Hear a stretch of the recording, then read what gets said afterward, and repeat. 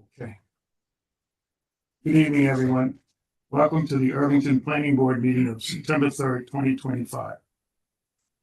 We'll first start with introducing the village attendees. Is Sarah Palermo, she's a gatekeeper for Zoom. There's Ed Marin, building inspector, village inspector. Doug Hahn, he's a consultant engineer to the village. There's Elaine Dew, who is a traffic consultant to the planning board for 76 North Broadway. We have Marianne Stesich, she's up on Zoom, the village attorney. And Lori Davidowitz, she's a board member. Dan McGillicuddy, I'm Caesar Manfredi, the chairman, and Mike Smith. Mike Bufuco is absent today for some personal reasons, and we have no alternates to take his place, so we will proceed without one of our members, but we have 4. For those of you who might be coming back in October, make a special note that the October meeting is not October 1st, the first Wednesday, it's October 8th. So just make a note of that, and when you show up on October 1st, the door will be locked and the lights will be out. Thank you. The first applicant today is 57 Hillside. All right, let me do the total order. Number 1 will be 57 Hillside Terrace. Number 2 would be 76 North Broadway. Number 3, Mercy University is not here tonight. They had some technical issues that they wanted to settle offline. And number 4 is 17 Willow Street. Okay, going with number 1. We're going to do the minutes? Oh, okay, let's do that. Thank you, Marianne. We need to look at the minutes of August the 6th, 2025. I make a motion to approve those minutes of August 6th, 2025. Second. All in favor? Aye. Okay, we have it. Any opposed? None opposed. All right, now we'll move to, thank you, Marianne. Now we'll move to 57 Hillside Terrace. That's 2025-20.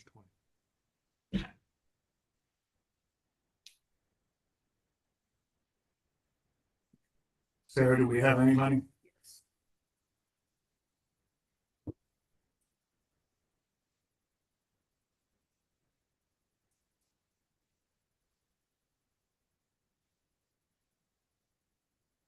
Hi, good evening. Can you hear me well? Yes, we hear you. And I am now sharing my screen.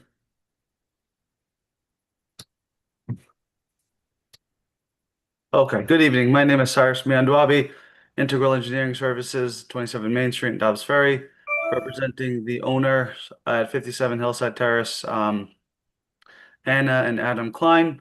We are proposing to finish the basement in a 1F10 zone. The idea is while we need to finish the basement, we're adding walls. We also need to provide light and air and also egress requirements. So there are 2 egress windows that are being proposed to provide access into the basement. As part of the project, we have already received ARB approval on some of the exterior alterations, namely the front door. And then we are also converting an existing window into a door in the back. Site plan was completed with all the FAR analysis and calculations. I do need to apologize because my initial coverage worksheet was incorrect. And that was based off of the Hahn memo we received earlier today. I have updated those the coverages, and I believe we are still in compliance. The total allowable coverage is 2734. The proposed is 2718, with the 28 square feet of additional coverage for these proposed window wells. It is a limited scope, so if you have any questions, I'd be more than happy to answer. Thank you. Very good.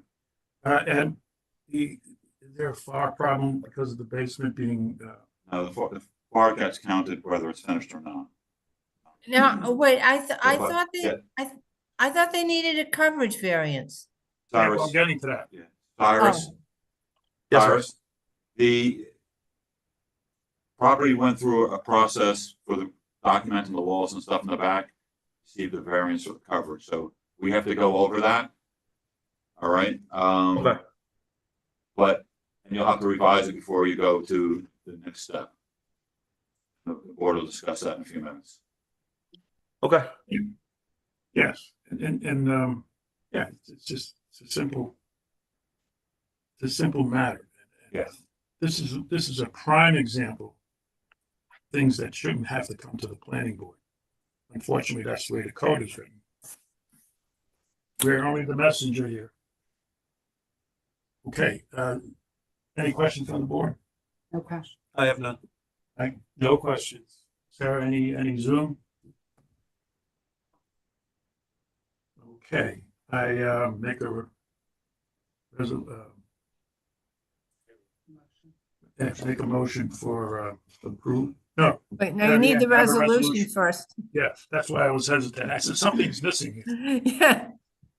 Okay, whereas in September 2025, Anna Barrett and Adam Klein applied for site development plan approval to install 2 emergency egress windows and light wells on their house at 57 Hillside Terrace.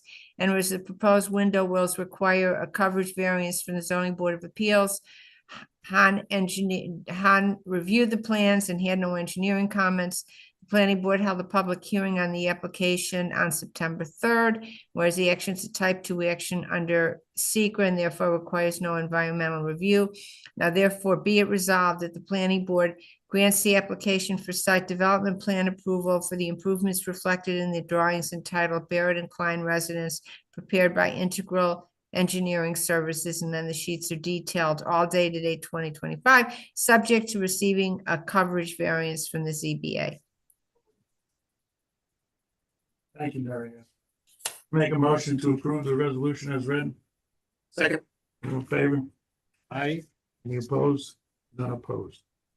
Okay, thank you very much. Good luck with that. You should be on your way.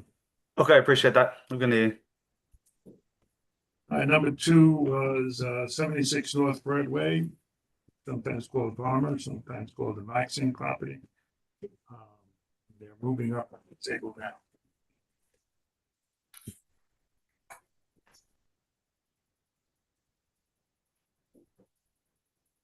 Hope everything went well and you missed out.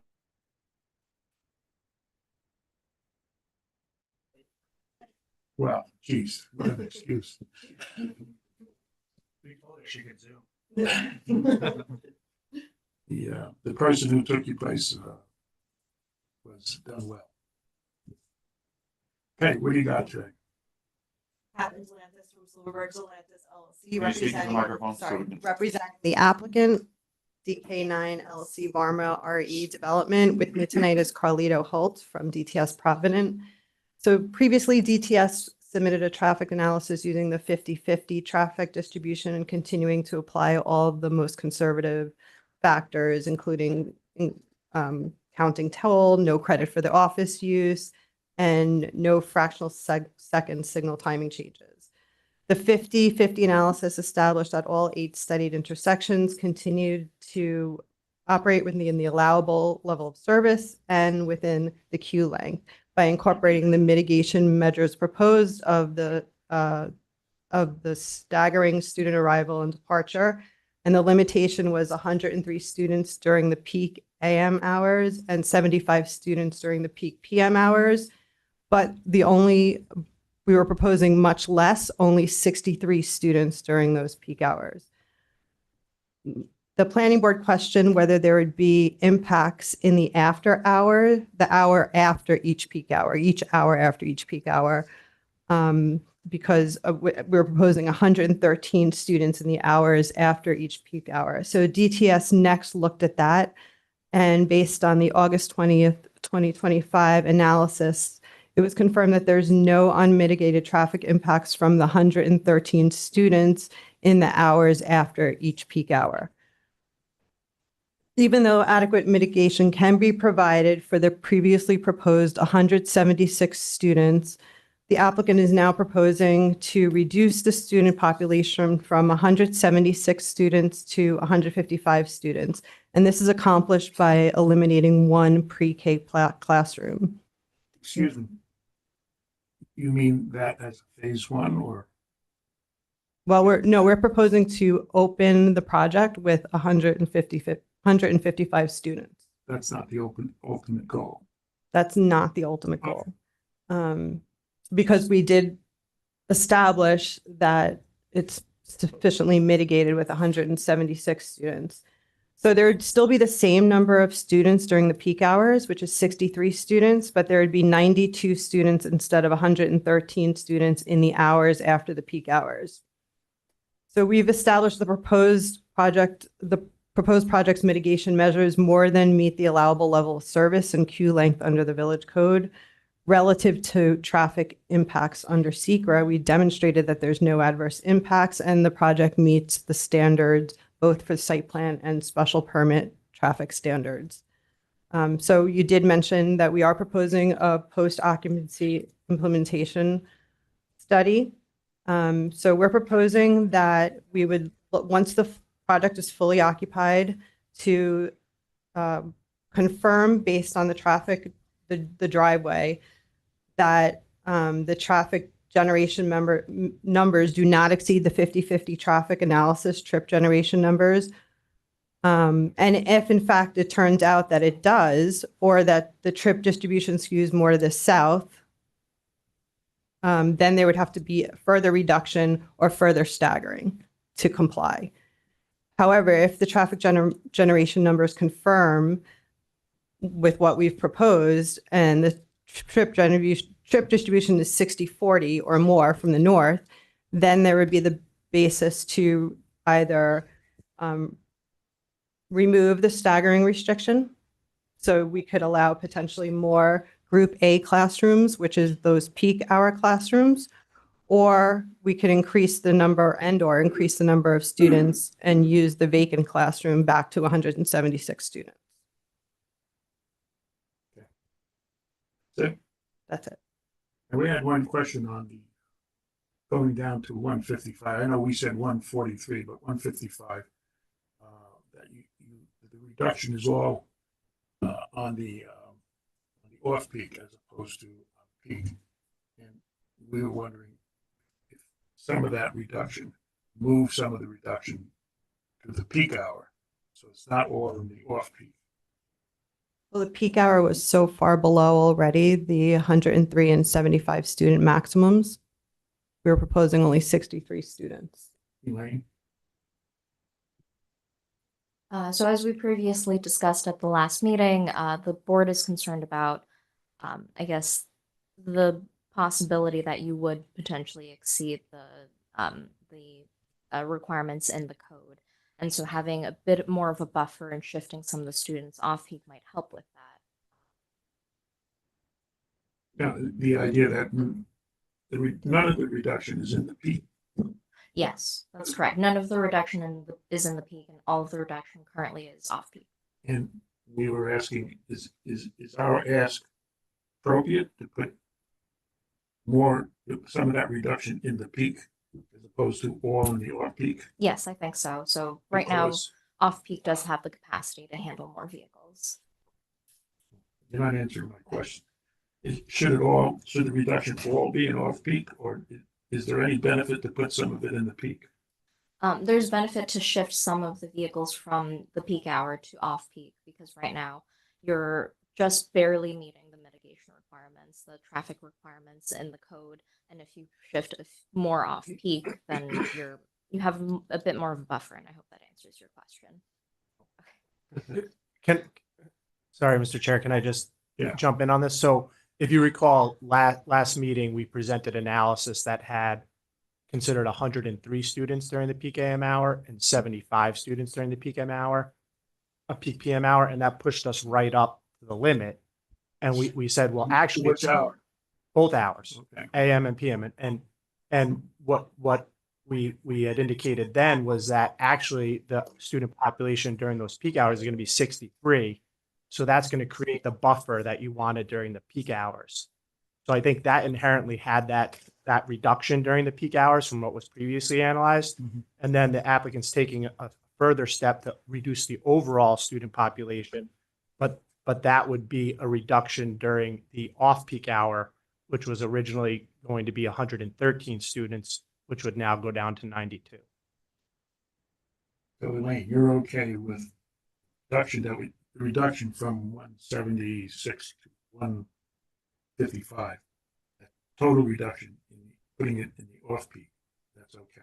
I think that's fine, yes. But again, it would be more beneficial to have a bit more of a buffer. And also, I guess one thing I was confused about was the letter, the submission from the applicant did not state that 155 was the initial stat. My impression was 155 was going to be the permanent student population. Well, that's why I asked the question in the middle of her presentation.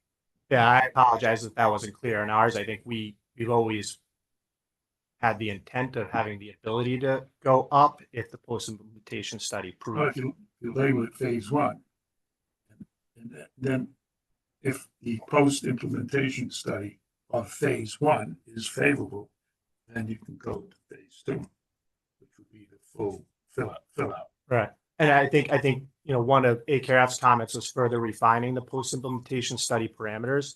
So I think we can very much articulate that to say phase one is 155 total students, 63 peak hour, 192 post-peak hour.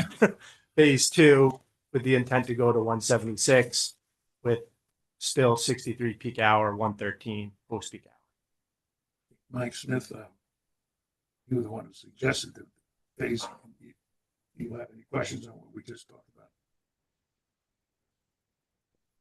I do. Hmm. At 103 and 75, 103 at peak and 75 at off peak. So, no, it's 103 peak AM hour, 75 peak PM hour. So it's both peak hours. It's just that was the threshold Oh, during I see. each associated peak hour.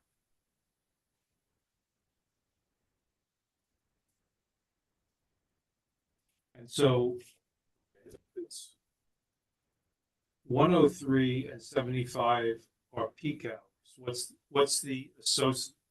So then the off peak number for the 103 is at 176 is the difference. It would be 73 if we were having that many during the peak AM hour. During the peak PM hour, it would be 101. 102. Yes. For 176 students. Yeah, 75 plus the Be 101. 101, right? So at 103 and 73, and at 75 and 101,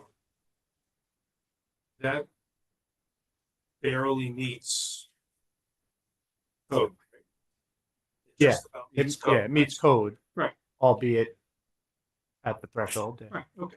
So that barely meets code. Now, what you're suggesting is that instead of 103 peak AM,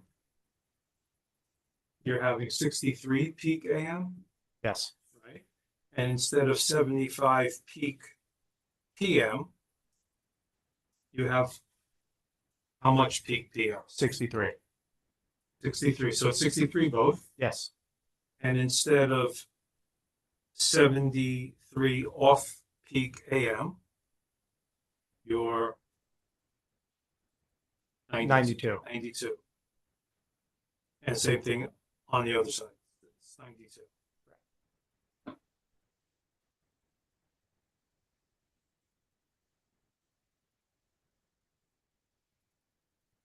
Okay.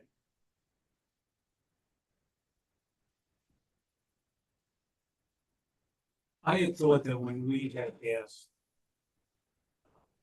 about reducing it to the 140s, it was to achieve a lower number for peak because we were concerned about, we wanted a little bit more of a buffer. And you're saying that that buffer's already been created by reducing it from 103 and 75 to the 63. Yes.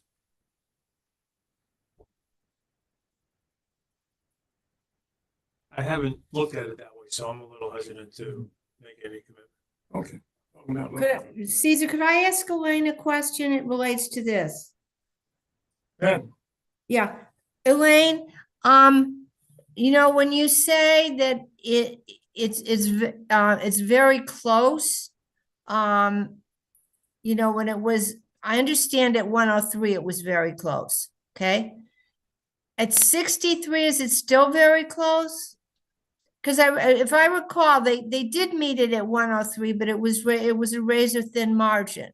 What happened when it was 63? Because remember at that last meeting, their study had all been 103, and they said, well, no, actually, it's going to be 63. And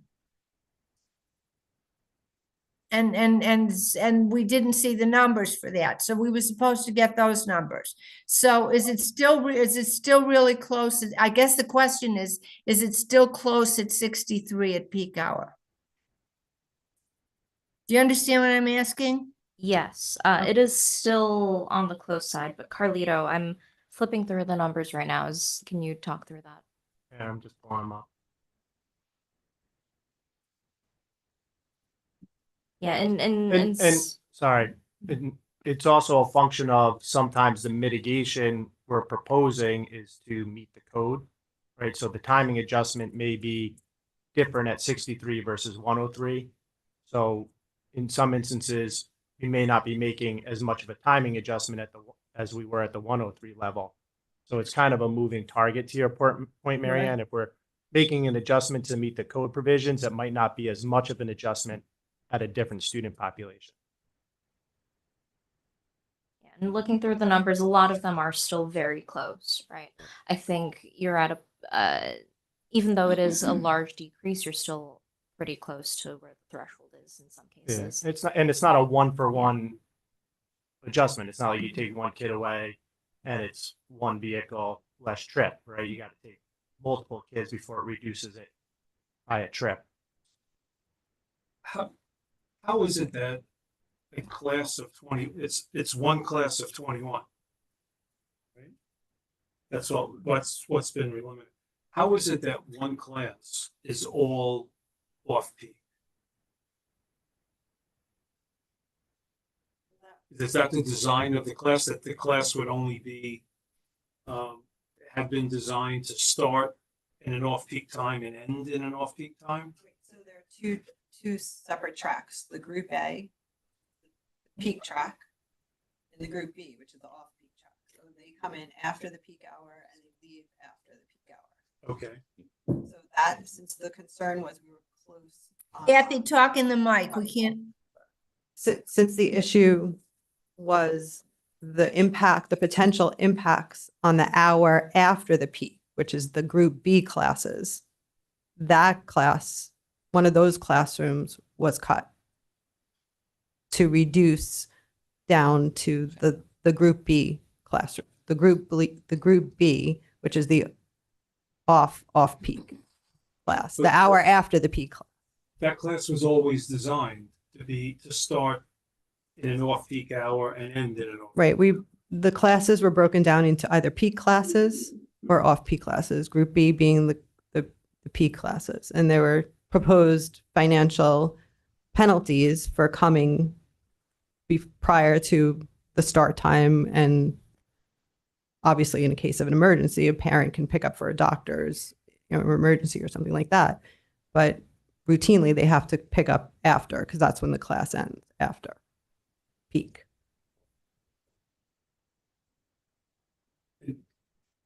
I thought you were asking is, it seems that a full class, you can't have half the class peak hour and the other half in the off-peak hour. No, and we didn't propose that. I didn't think you would. Anything else, Mike? No. Lori? Not right now. Not at this time. I don't have anything further on this split that we just talked about.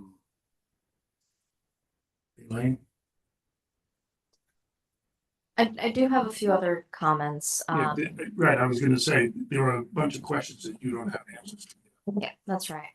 And so, first comment is, re- first comment relates to queuing. So I know the applicant had done a queuing analysis previously for an old version of the site plan, and also a different student population, different trip generation, different staggering. So we're just looking for an updated review of on-site queuing to make sure that we don't spill back onto Broadway.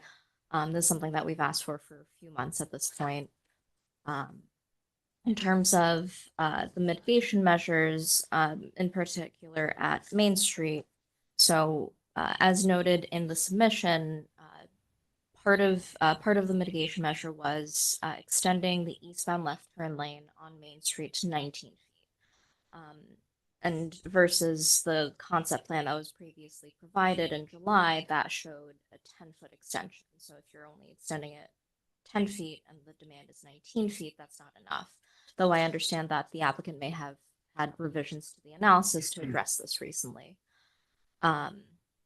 Lastly, I know the applicant had mentioned the post-implementation study. I know this needs to be revised, and I'm happy to mark it up and provide recommendations and a new methodology for the post-implementation study so we can better understand what's actually going to happen and the board can discuss potentially monitoring in more detail so that we can provide a proper methodology.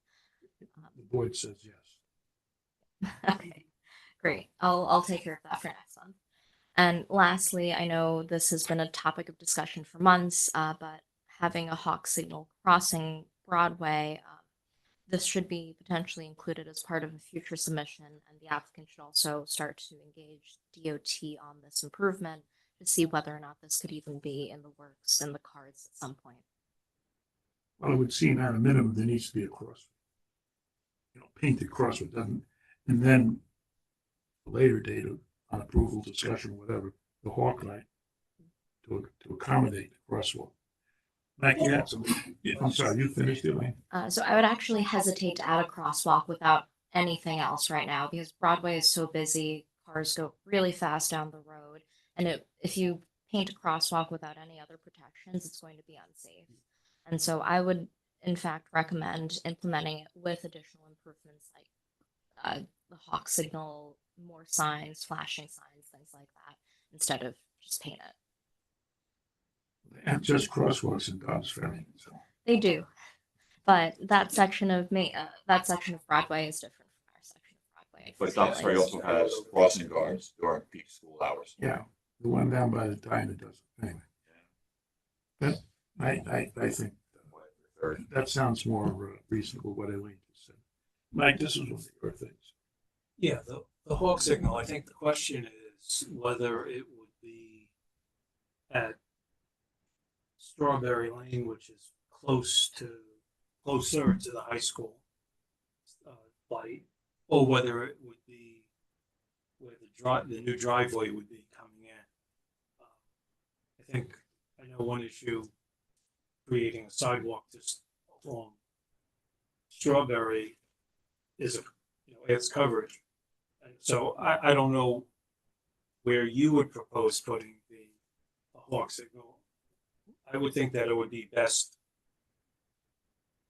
by the driveway, not by Strawberry. That would be by the driveway. And then the question is whether that would affect the traffic analysis at all. So with respect to Strawberry Lane, I think we don't really have the right to add a sidewalk on it just because it's privately owned and that ownership is in question, which has always been something that we've tried to overcome on this application. With respect to the location of a crosswalk and or additional enhancement up to a hawk signal, it's really going to be at the discretion of the DOT.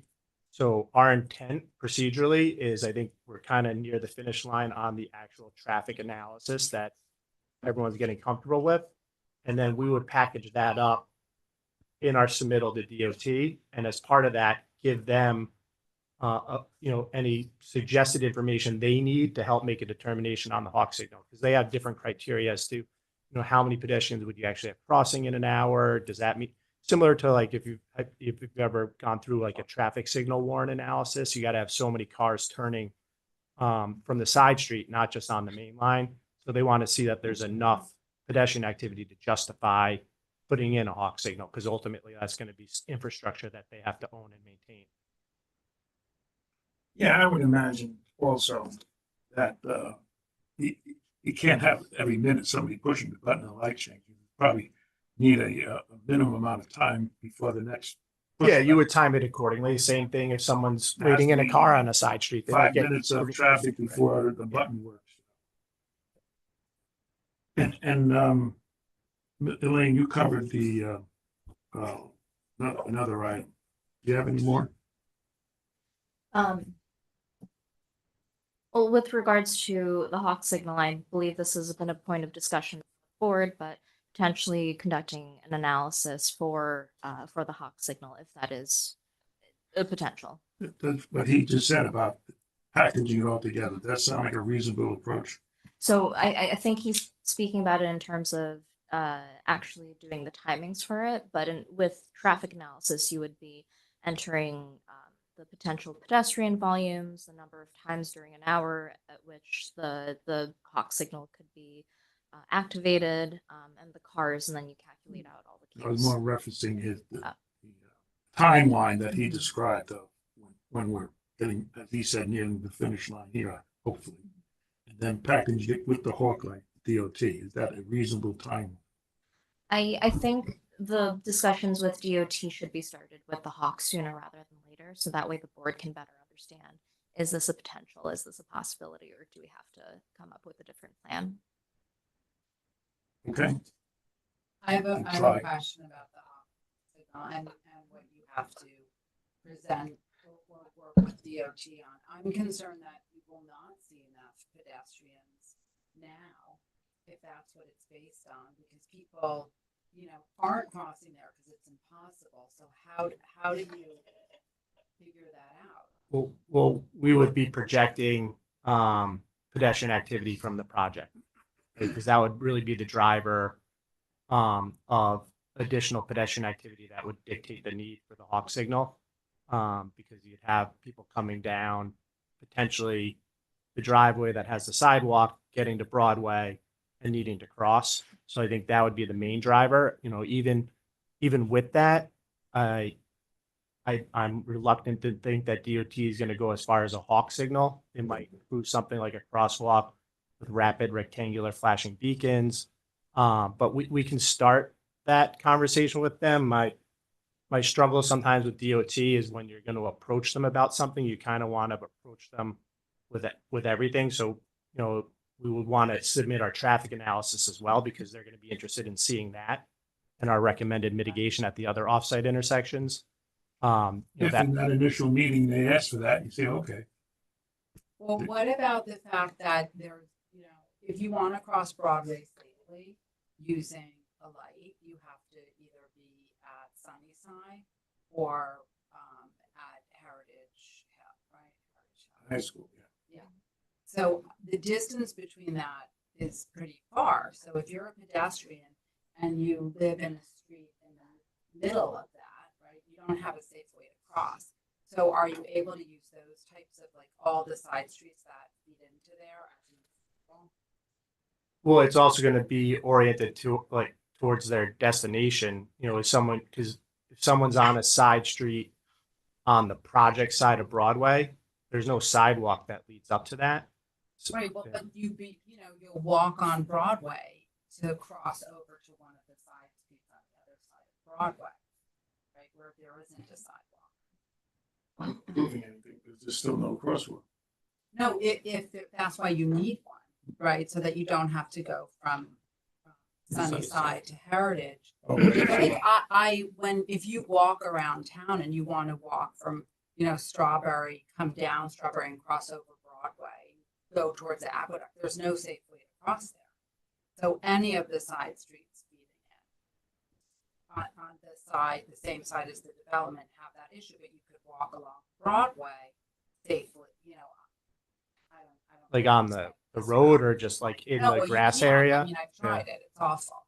But I'm just saying, if I don't know the name of the side streets, but if you live on a side street that comes after the proposed development, on the same side, and you're a kid coming from there and you want to cross over to the safe side of Broadway where there is a sidewalk, there's no way to do it, right? Or from you're walking home from Main Street and you're on the Broadway side and you want to cross to your street on the other side. There's no safe way to do it. If there was a crosswalk in the middle, there's a little bit more opportunity. Yeah. So, I mean, this is a tug and pull that we see on a lot of applications where there's limited right of way and you want to have sidewalk, you can't get it. How can you facilitate it? But then the other aspect of that is if you have a crossing that then wants people to try and get to that crosswalk location, then they might try to go there more unsafely by like walking in Broadway as well. So, All right. And then the other thing is with a hot crossing, I don't know the technical name. It's kind of like an extended speed bump. Oh, a raised crosswalk. well, it doesn't have to be a raised crosswalk. No, but I'm just wondering, like, is that an opportunity to do that raised crosswalk if you can't? Oh, get in lieu of the hawk across? signal? Like with something that would be helpful, but if you can't get the Yeah. hawk crossing, is that? I'd say DOT maybe lukewarm on that. I think where Okay. you may get more pushback is from local emergency services. They don't typically like taking their trucks and ambulances over the bumps on the main roads. So I even add, I would say a major road like Broadway would be unsafe to have a speed bump, but I think it's a great idea to try to slow down vehicles and make sure that that pedestrians have a safe crossing opportunity. But of course, like maybe we need to explore additional pedestrian improvements beyond a hawk signal. Maybe it's curb extensions if that's even possible. If there's right of way, speed signs, things like that, to make sure vehicles are traveling at a safe speed. I also want to add that, Lori, you had a great point in terms of there are no crossing opportunities except Sunnyside and Heritage Hill. But in order to calculate, how many people could potentially want to cross at this new crosswalk, you could take some of those people that are currently crossing at those crosswalks and divert them to this current one as additional justification to DOT. And in addition to that, I anticipate that the school would generate more parents pushing strollers, walking their kids to the daycare. And I believe there's a lower threshold if the pedestrians are students, if they're younger and may have difficulties crossing. So that's something that can be explored. And that point you just made, existing, there's, I don't know how far 120 North Broadway is, but it's the next building development just north. I mean, there's the property in between, but in terms of adding more residents to the possibility of a crosswalk by their driveway. I don't know how pertinent it is to include 120, the possibility of people using a crosswalk. You also mentioned the left-hand turn on Main Street. Yeah, so Microphone, please. figured I have this down by now, right? Yeah, so Well, it was an aptitude test and so when we reran all the updated analysis with the different student populations, we were a bit too focused on the level of service and not as focused on the queue. So as Elaine mentioned, we had originally proposed a 10-foot extension of the left turn lane on the Main Street left turn approach. And we did have a couple of instances during certain peak hours where we identified a 19-foot increase in the queue length. So the 10-foot extension wouldn't accommodate it. We have since rerun analysis with additional timing adjustments, and we have all the queue lengths now at or below that 10-foot threshold, and we'll provide that to Elaine for and then technical the review. issue of the 2 parking spaces that may be eliminated because of. Yeah, well, based upon the concept we laid out with the 10-foot lane, we're confident that the 2 spaces can remain. I go by there and I look at those 2 spaces and visually it's tight. Anyway, you got actual measurements as opposed to my visual estimates. Mike. Do you have any? I have nothing at this point. So I'm trying to understand because as a planning board, I assume responsibility is the plan. So is it up to us to decide where we would prefer to see that crosswalk to be able to walk across Broadway? If so, then our choices would seemingly be between Strawberry and the driveway. And then if so, and if we were to choose Strawberry, then I would say the sidewalk would then be on your property, not on Strawberry itself. So I've asked 3 questions there. I'll take any one. Is it our, I don't know who can answer that, Mary Ann? I don't know who can answer that. The answer is yes, yes, and more coverage So it's up for us to decide where we want to see that with the crosswalk. help of your consultants. And I don't yet know whether it'd be better at Strawberry or better at where the driveway is. I think Ed had some thoughts following the driveway with the sidewalk. Well, following the driveway resolves lots of issues. Using Strawberry Lane is just, at the end of the day, is not going to be allowed. They can put a sidewalk behind the wall. The DOT owns in front of the wall. The wall actually is the face of the wall on the roadside is the property line. So DOT owns everything, but there's not a lot of property there to put a sidewalk on. I'm sure DOT would give you a hard time right now with anything because they don't know what they want either. So it's really, I think you need to analyze it. If they have opinions, they should share them with you on why one works better than the other. And we should have our consultants look at that, Island, see what best fits a recommendation to your board. And it's got to dovetail with other requirements like coverage. Yeah, and I was The just sidewalk add, doesn't stand on its own. There's yeah, other wheels in motion. and for that, and to Elaine's point earlier, excuse me, we would want to involve DOT in that conversation because I think we don't want to go too far down a path only to have DOT say it can't go there, it must go here, right? I don't want to commit to a location that DOT is ultimately going to have the approval authority on. Yeah, Elaine, you mentioned maximum of 1,000 feet from an existing light and Minimum. minimum. And Strawberry is just about at that minimum, but moving it up to the road gives you some buffer of that 1,000 feet. Yeah, and to that point, at Strawberry, you're a little close to the signalized intersection to the south. I think that's Heritage Hill. Yeah. But if you move it closer to the driveway, it gives you a bit more of a buffer. The reason why I cite 1,000 is because, we don't want queuing to back up all the way to the signal. We want to make sure that it's clear for pedestrians to cross and also safe. So the safest thing to do is to have it as far away from the 2 signalized intersections to the north and south as possible.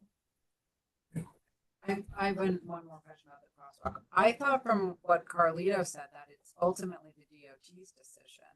And I mean, how much weight or recommendation by the village, is considered? Any endorsement by the village goes a long way with DOT, but when I just know from experience with them, when you get into installing any type of infrastructure like that, they're sensitive to taking that additional infrastructure on. Okay. There's also the possibility of maybe this can be a village signal or developer-owned signal on DOT property. There are multiple instances of those on DOT roads throughout the county. And that's more easily attained because they're not paying for it. That's correct. We're paying to maintain it. All right, are we done with this, this part? We have, because there's some other things on traffic. Or some other things. We're done with the traffic? Traffic? Anybody on Zoom, on traffic only? Nobody's raising their hand to speak and there are no comments in the chat. Okay, anybody in public? Oh, before you get up, there was one thing I wanted to ask about traffic. One of the letters, and I think Mary Ann is touching on it, and you said it's already built into the code. When we say the peak for hourly in the code, is there an issue for a peak within a peak? So, all right, you have a peak flow for this hour, but maybe there's a 5-minute period where it's double that. But the code doesn't address that. If it meets the code, it meets the code. Well, I think there's probably a better question for Elaine. Okay, So this is a matter of analysis methodology, right? When there's a peak within a peak, then some of the factors in your analysis change. And in fact, there is a peak hour factor. And when there is a higher peak, like if there's a specific half hour that's really high, then you'll have a peak hour factor that's low, which then in turn adjusts the analysis results. And so because all of that has been included, we have no issues with the peak within the peak, so to say. The analysis is correct. okay, thank you. Okay, now. You were coming up for traffic.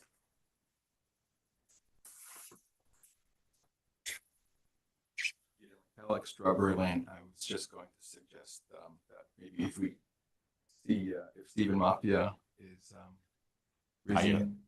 Not yet. Okay. Okay.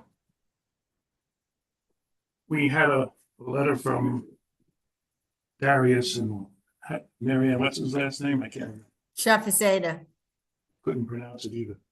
And parking for an accessory, we didn't understand that, Mary Ann. Yeah, I mean, yeah, he raised the issue, and it was in their last letter too, about parking is banned for accessory uses, and then I that didn't make sense to me, and I pulled out the section of the code dealing with parking in the multifamily office district, and it has things, for residential, for senior citizen, and then an office space. Then it says, for all other uses, the applicant shall provide a parking demand study based on the Urban Land Institute shared parking methodology. So the IT, and that's been done. So I don't know where they got the notion that you can't have parking for accessory uses. I don't know where that Thank came you. from. Yeah, and then there was the continuing dissertation on school or not. And maybe Ed, you had some thoughts on that last meeting, which was only like a half a minute of your thoughts. You had found in the code for various language, maybe. No, what I basically said was, I don't see where in the authority I have the right at this time to make an opinion. And that in the New York State Building Code, under 2.5 and over 2.5, under certain conditions, are both educational uses, and construction will be designed to that. And Mary Ann, you have anything to add or? No, I don't have anything to add to what I said at the last meeting. You went through extensive case law on that. Any comment on the board here regarding the various letters that came in? Well, they addressed so many things. No,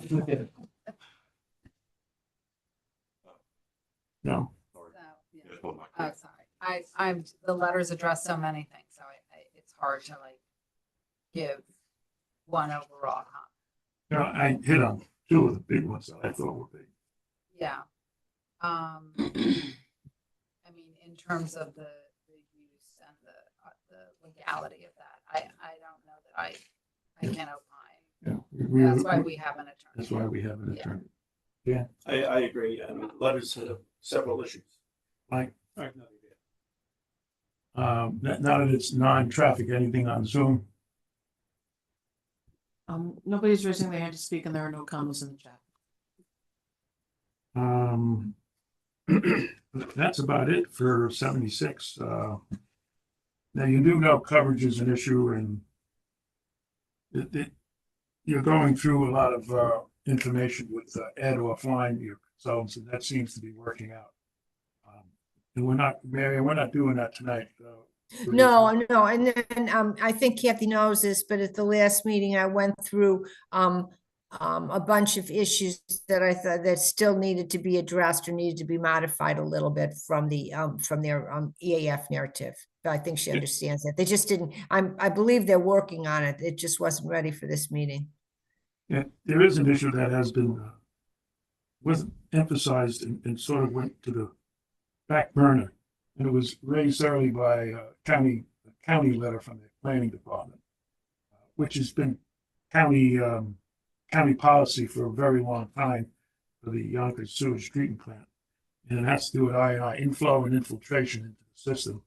And if you add a new gallon of sewage, you have to fix the infrastructure and take 2 gallons. Used to be 5, and then they reduced to 3. I think it's 2 gallons now. For every gallon in, 2 gallons have to come out. So the village has analysis, and that would be fix the village system. Probably a monetary. I'm not here to make a decision on how that works, but that has to be worked out in terms of contribution in some way to justify the county requirement of removing 2 gallons of infiltration inflow. They're different. Infiltration just seeps into the piping through cracks. Inflow is a catch basin is connected illegally to the sewer line. And those things are easy to fix. Sometimes they're easy because otherwise the catch basin has no place else to go but the sewer line. Caesar, it would probably start with a study, most likely initiated by the applicant to find, we'll give them where we think we have problems, like all our sewers are in streams. And then maybe come up with a number for that. Their consultants can work on that. Yeah. It's not, When they think it's time. okay, and luckily for you, you go to the county pump station, which I believe has a capacity. Okay, we want to cover anything else? No, right, Marianne? I don't have anything else. I mean, we're not going to cover anything else. No. Well, they haven't submitted anything new, so. I just wanted to do the I because it sort of got pushed to the back burner and I didn't want to have it forgotten. Okay, I think we're, Sarah, do you have anybody, their consultant? No. Okay, we're going to move on. If they come online before we're done, we can come back to that. Okay, moving on. Thank you very much. Oh, If in case their traffic engineer comes on, should I stay? it would be a good idea. Okay, not a problem. Okay, that was,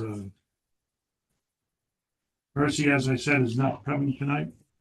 So moving on to number 4, is 17 Willow Street, 2025.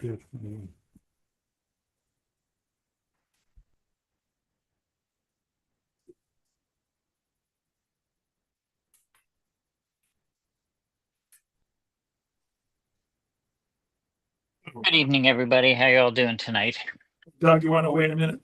Sure. We asked the rain to stay. It'd be a good idea if you people from 76 also stayed. So if the consultant comes back, he'll still be here. That acceptable? This is the last matter. This is the last one. It won't be that long. Well, okay, Doug, sorry for the interruption. No worries at all. Okay, I will share my screen. Reintroduce yourself because. Oh, yeah. I'm was Douglas told- McClure. I'm the architect for the Lundys at 17 Willow Street. And I will share my screen.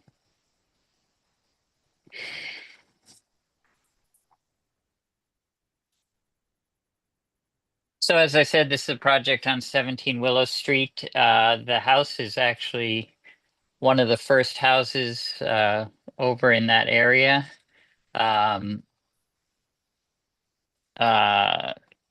So it's the Lundys are a very old Irvington family, and they have been in there. It's been their house for generations.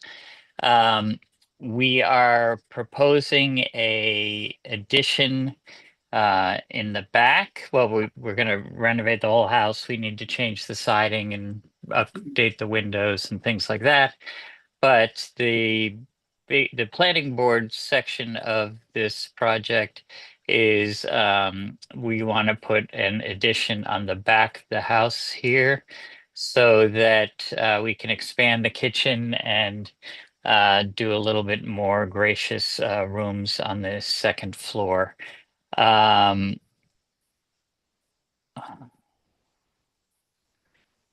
can show you, I would like to show you that.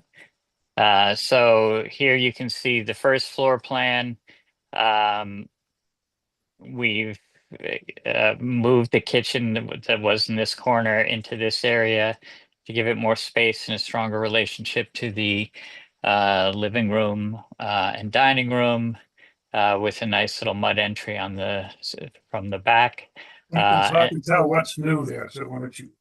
So this part of the construction is the new part, plus a little patio in the back. And then upstairs, we've reconfigured the upstairs, adding this little part here to give us a second bathroom ensuite to the primary, and then a hall bathroom for the two other bedrooms.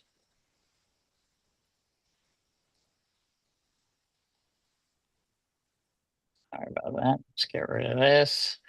On the exterior, and we received Doug's memo, and he would like us to show the existing exterior. That's fine. I can do that.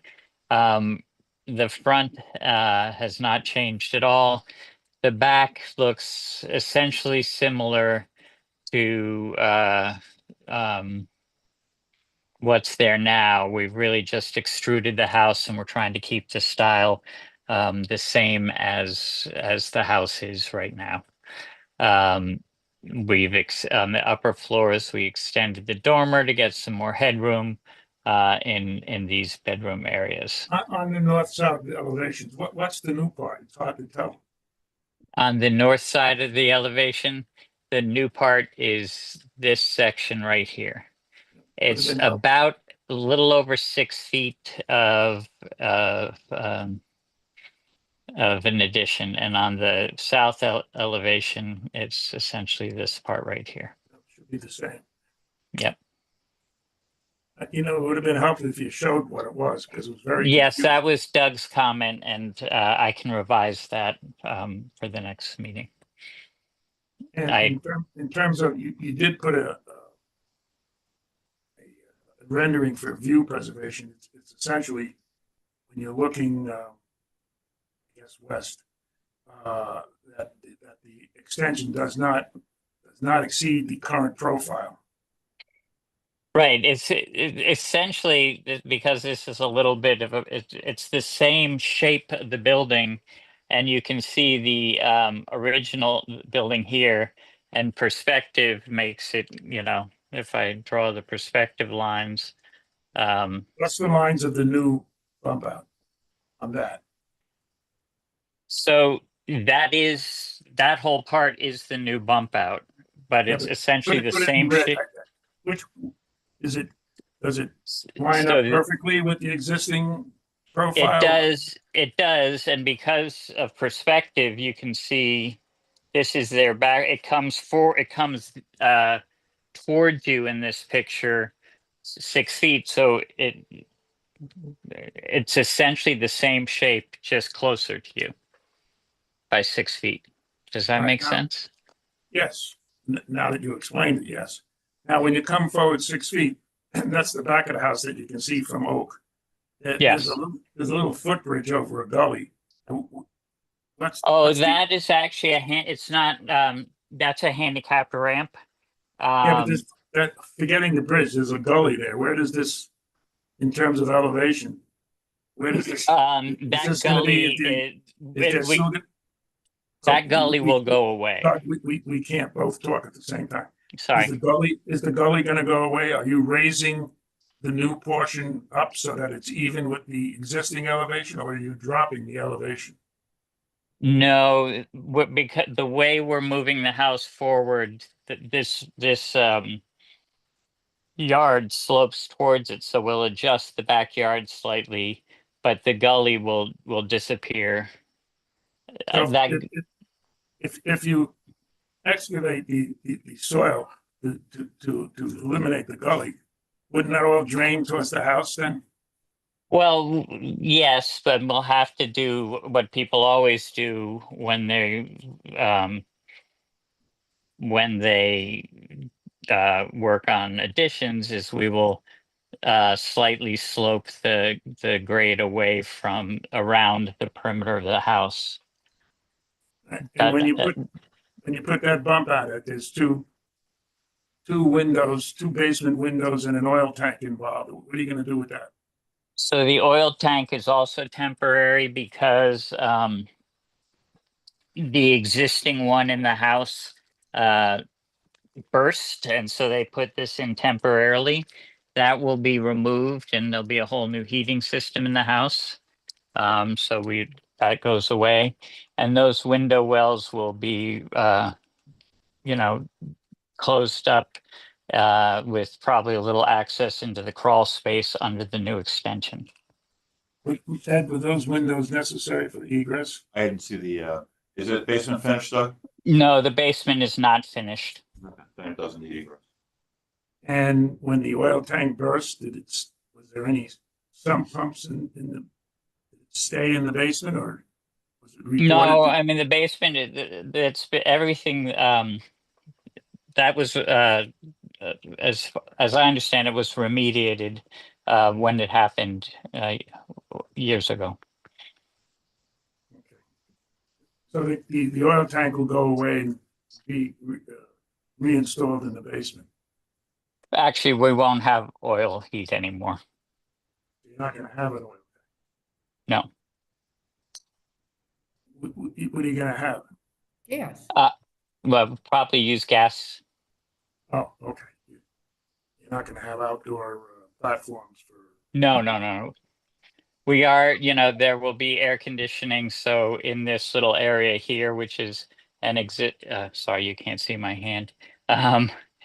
This area here, which is an existing recess, we'll put the compressor. And the bump out the side yard bump outs. It's variance for that. Well, now, It'll be included, it'll be included as variance. but Yes. you've got two street sides. Is that two? Yeah, he's got two fronts and two sides, no rear. So the backyard. The backyard's the front yard. Yeah, the backyard's the front They yard. meet the setbacks. Yes. Line to the front. But the backyard meets the setbacks. The front yard is pre-existing, not conforming. It's very similar to other properties on the street. Okay, well, I guess with all the questions, I think you know what you need to do. Oh, there was a question on height. And He explained it. Doug, can you just be more clear? You gotta take the height from the garage door. And Thank you, Ed. I was going to ask you about that. So and then you have to also just identify your rendering. You explained it, so it's been explained because it's forward, is why it's higher, but identify that the existing height is not changing. that the height of the building doesn't change. Right. Yes, that's fine. Because it's not once you detail it on your elevation, it should be self-explanatory. But Right. now, maybe a nice dotted line going right down the middle of where the addition is. Might be the Yes, easiest way to do I it. can do that. So just to be clear, you want me to take the dimension from this line here?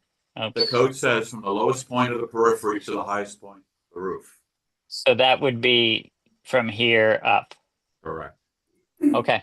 And if it is what it is, we'll have to edit your variant. No, not to the roof, to the roof, not the chimney. Chimney's exempt. Yeah, I'm just sorry. My That's pen fine. is in Just, there. yeah, just want I didn't want to take advantage of it.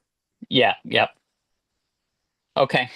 okay, and you did, thank you for the neighborhood comparison chart. You're far and coverage. You're at the higher end of the neighborhood. We are, but it's not inconsistent with it's not that inconsistent with what's surrounding it. Yeah, that neighborhood is a tight neighborhood. It is, but all these, all the boxes that are yellowed are they exceed coverage or FAR depending on which side they're on.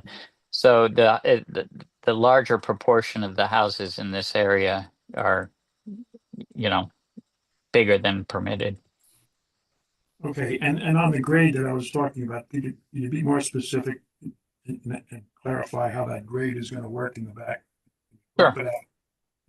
How that gully is gonna be able to.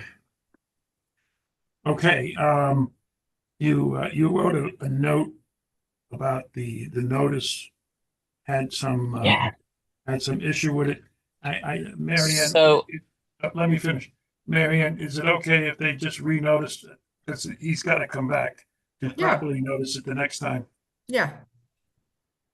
Okay, Doug? Yeah, that's no problem at all. All right, any questions from the board? No question. I have none. No questions. Any Zoom? Nobody's raising their hand to speak and there are no comments in the chat. Okay, Doug, are you clear on what you need to do? I am clear. I've already forwarded the letter to Hudson Engineering as well, so they can take care of their aspects of it. And we will see you next month. All right, in order to not ask a late question next time, I just looking at my notes while you were talking, I saw stormwater with the new roof, the new 6 foot of roof. Is there a stormwater issue? I mean, is it over 200 square feet, Doug, that addition? No, it's not, but we're putting Identify in. that. If it's under 200 feet, it's exempt, Caesar. That includes patio too, though. Yep. Okay, Doug, if it's over 200 square feet, you need to do some drainage. Some, not all. We are doing drainage. Okay. Okay. Okay. All right, good. We asked the board, we asked the Zoom. Okay, Doug, you got your homework. Do you have any questions or you don't understand what we want? Nope. No, you don't understand, or yes, you do? No, understand? I don't have questions. Sorry, I have no questions. I know the answer. I just wanted to be funny. Okay. Thank you, Doug. All right. Have a great evening. All right. No. Peter McCulloch is waving his head no. The consultant has not showed up. Yeah, the traffic consultant is not on Zoom. Okay. We're done. Okay. Thank you for waiting. Thank you for waiting.